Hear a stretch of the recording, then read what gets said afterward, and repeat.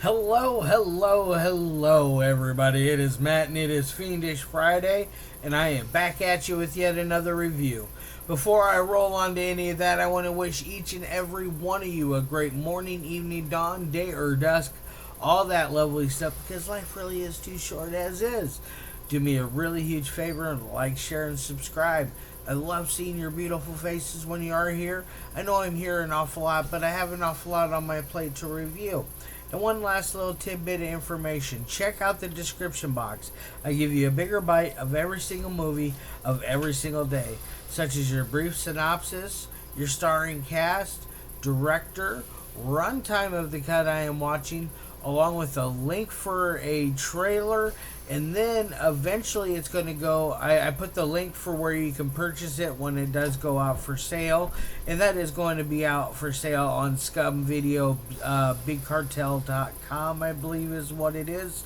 You can look it up by Scum Video Big Cartel. It should come right up with you with a simple Google search. Their Facebook page is no longer around. It has been removed from Facebook by accident. A terrible accident. It's no longer there. So don't go through there looking for a link to get to it. I gave you that direct link in the description box, so that's there for you. Alright, guys, now that I got all that said, mind all that out of the way, let's roll on to the film of the day. Yes. Now, this one is called Love Songs for Scumbags. It came out back in 2011.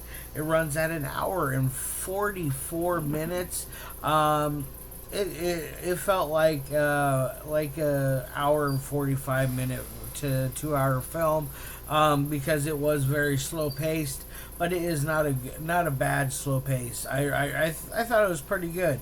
And then let's see, we got Marilena Netzker, Phillip Duncan, Jule Torhorst, Stefan Kolosko, Antje, I'm sorry, there, Jens Roth and Maria Hengge.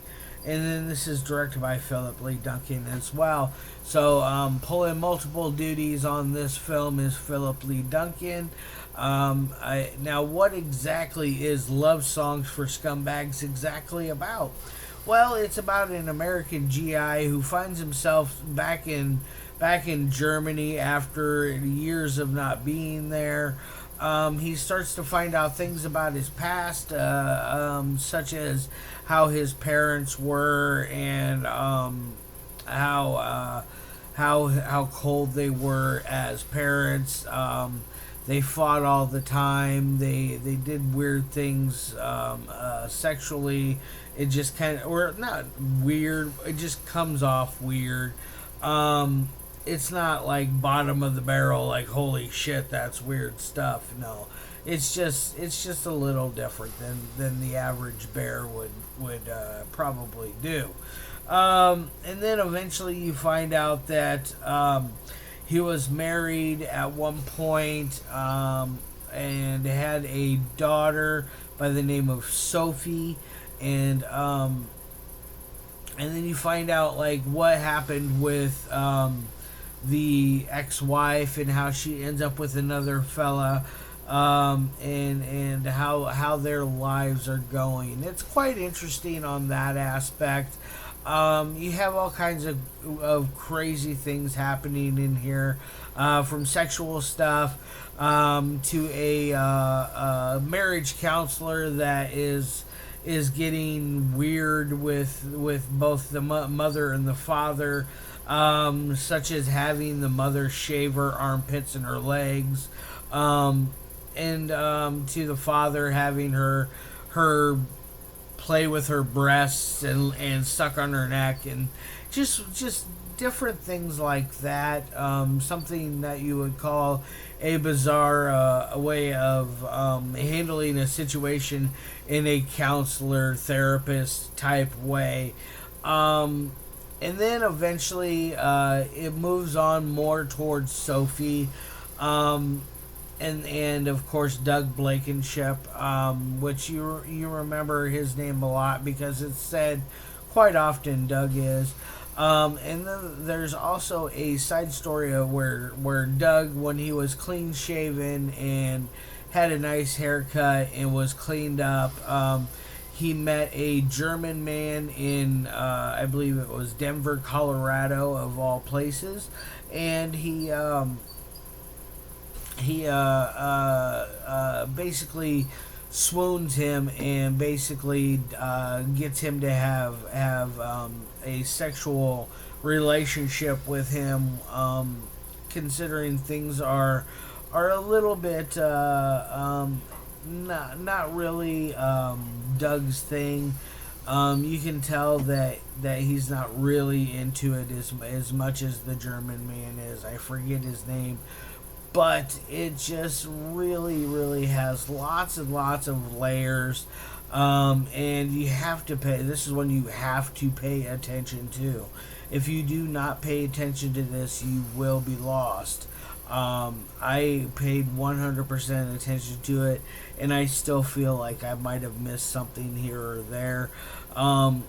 I know I'm just going off of my own memory, and it's not necessarily the best, but I feel like I got a good handle of this type of film.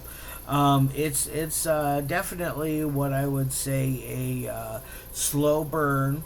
I would say it's got a lot of dramatizations to it, lots of different styles of vignettes going on throughout the various lives of each of its characters.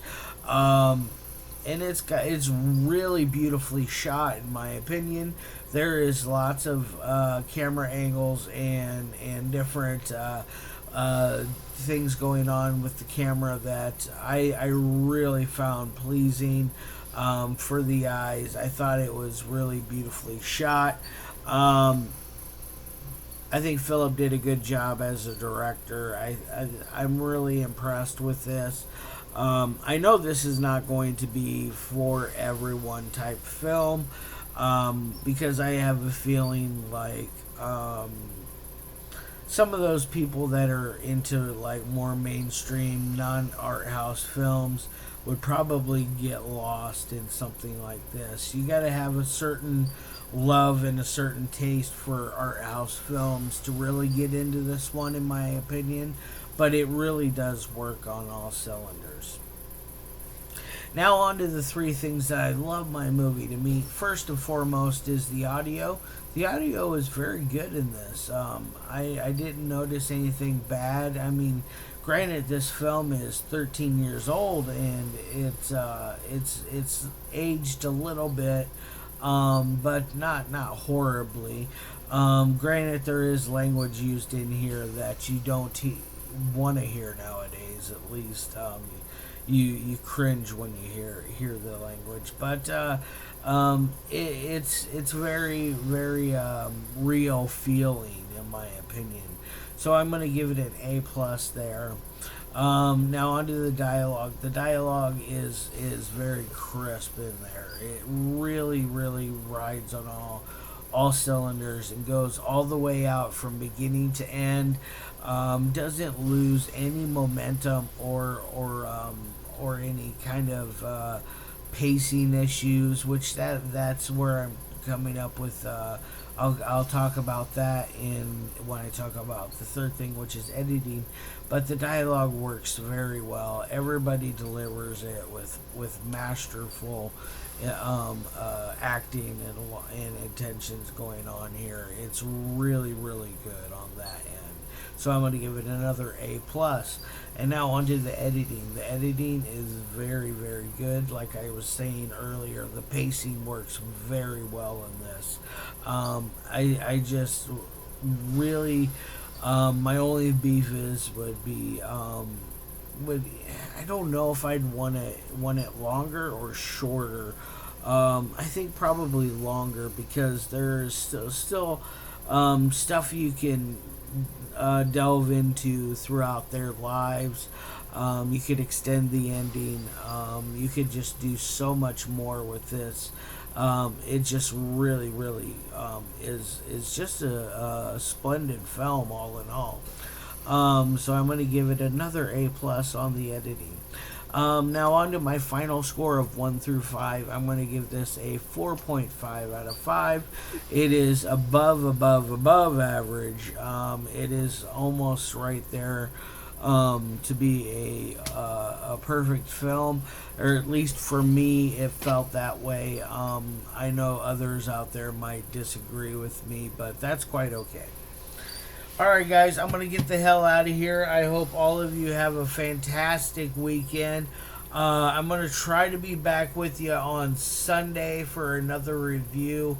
If I'm not, please forgive me. I'll be back on Monday and do the basically Monday, Wednesday, Friday thing again.